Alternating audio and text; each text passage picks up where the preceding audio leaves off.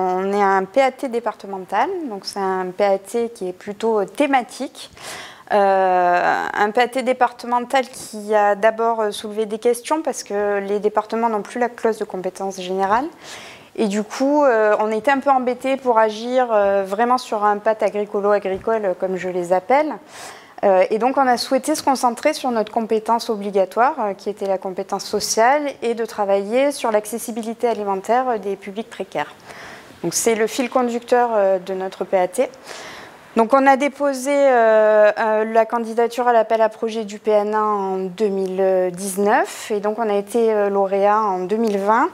Donc du programme national de l'alimentation. On a commencé à travailler sur un diagnostic, donc depuis 2 ans, qui a pris beaucoup de temps.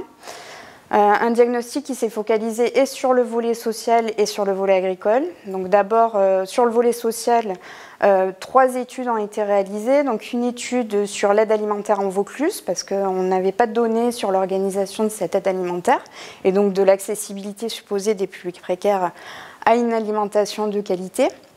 On a travaillé aussi sur une étude auprès de ces publics pour voir comment ils s'alimentaient, et on a travaillé sur un indice de précarité alimentaire qui nous a permis d'objectiver un peu la précarité alimentaire sur notre territoire. Donc ça, c'était pour le volet social, et ensuite sur le volet agricole, donc on a questionné les agriculteurs sur leur stratégie face à des invendus agricoles. Quels étaient leurs liens avec les structures d'aide alimentaire, justement? Est-ce que pour eux, c'était quelque chose d'habituel de donner ou de vendre moins cher leurs invendus, ou est-ce que pour eux, c'était complètement inhabituel? Donc voilà, ça a été la première grosse étude. Aujourd'hui, on est toujours en élaboration de ce projet alimentaire territorial.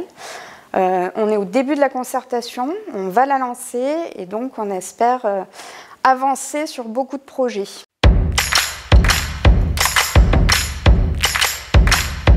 La Chambre d'agriculture de Vaucluse est un des partenaires déjà identifiés dans la candidature de l'appel à projet du PAT, qui font partie de notre comité de gouvernance.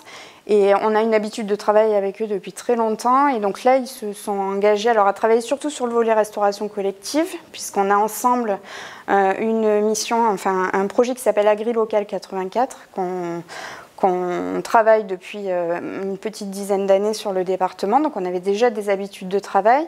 Et par le biais de cette action restauration collective, on les a aussi amenés à nous aider à réfléchir et à travailler sur le volet précarité alimentaire.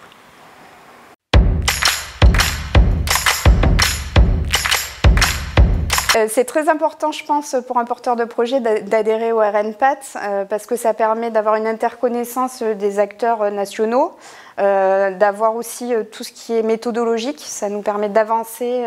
Je pense qu'on se pose tous les mêmes questions en tant que porteur de projet PAT, et d'avoir ce réseau, ça permet de nous accompagner concrètement sur de la méthodologie, sur de l'interconnaissance et sur des idées qui pourraient être amenées à être travaillées sur nos territoires.